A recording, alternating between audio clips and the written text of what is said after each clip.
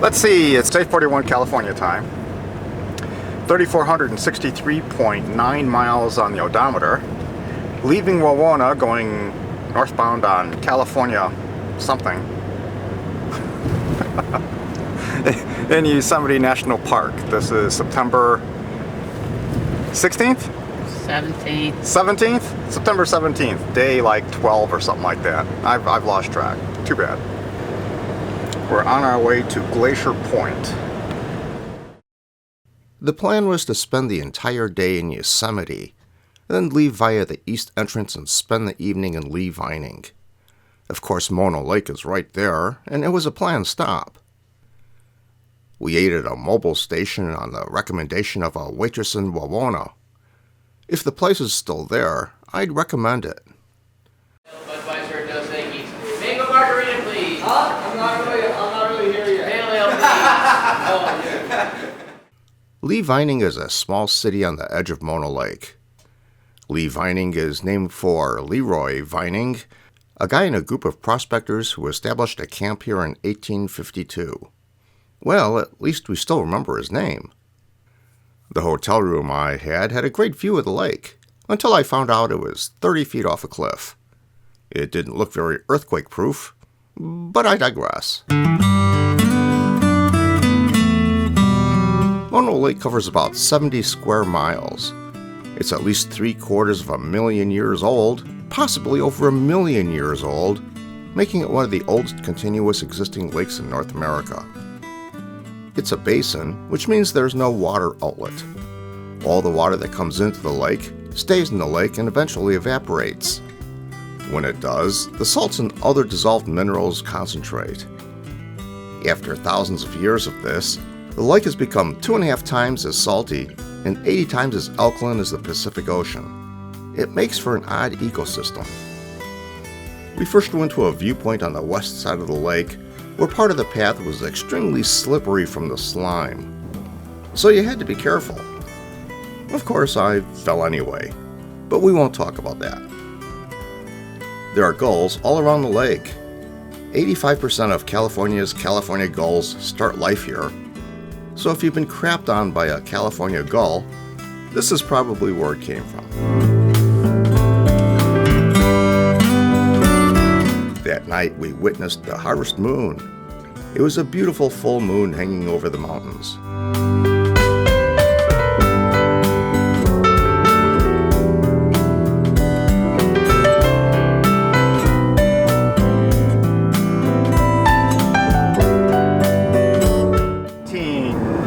We're at 3,603.4 miles going southbound on US 395 to California 120.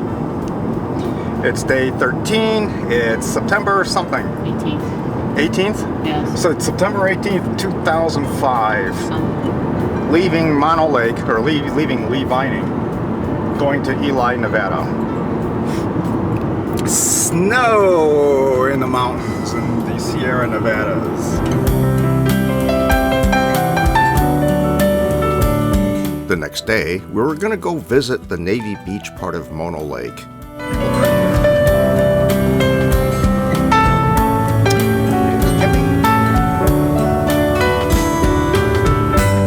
The most obvious features of the lake are the Tufa, which are calcium carbonate structures that's formed when the underground freshwater springs combine with the alkaline lake water.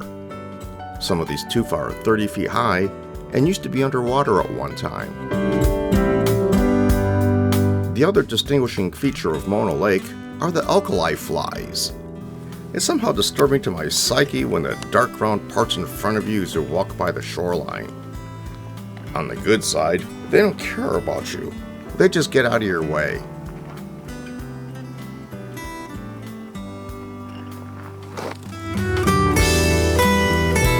The gulls take advantage of it too.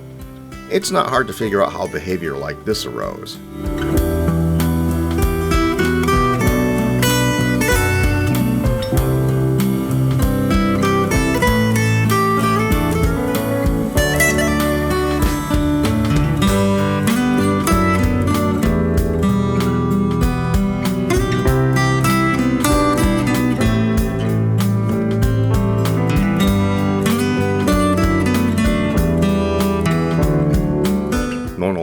also be the place where the modern environmentalist movement started. By 1941, Los Angeles had already consumed the Owens River and needed more water. So they bought up the water rights to the springs that fed Mono Lake. In 1970, LA completed a second parallel aqueduct, doubling the water taken from the Owens Valley and Mono Lake, and the lake level started to drop. By 1976, the lake had fallen 40 feet. A guy named David Gaines and a dozen students from LA came here to study the lake and utilized a sympathetic court system to sue Los Angeles. This was in contrast to Owens Valley, where they used dynamite to blow up the aqueducts.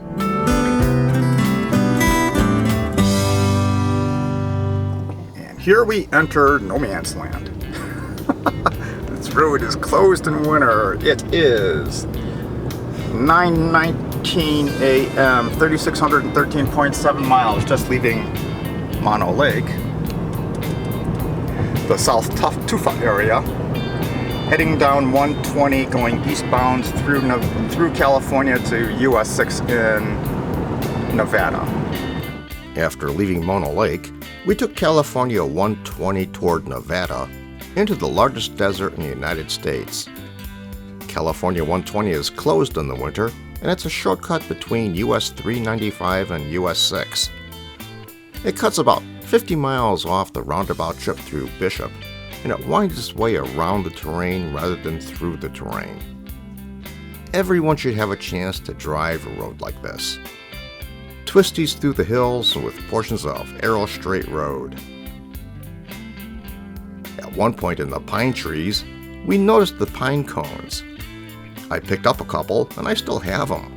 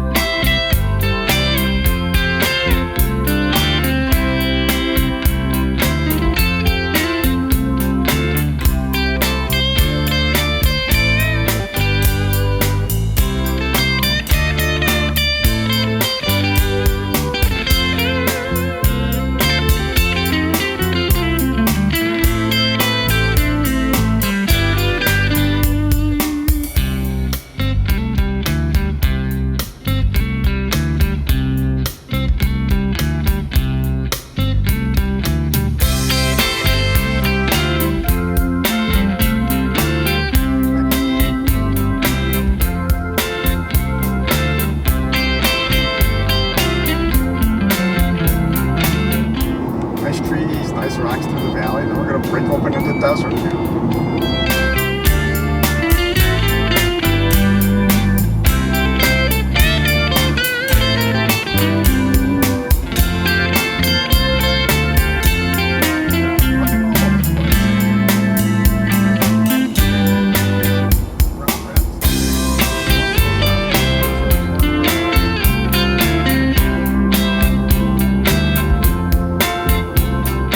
The Great Basin Desert covers about 190,000 square miles, encompassing all of Nevada and half of Utah.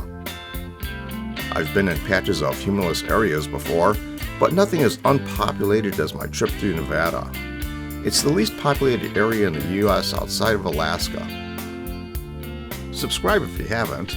It'd really help the channel.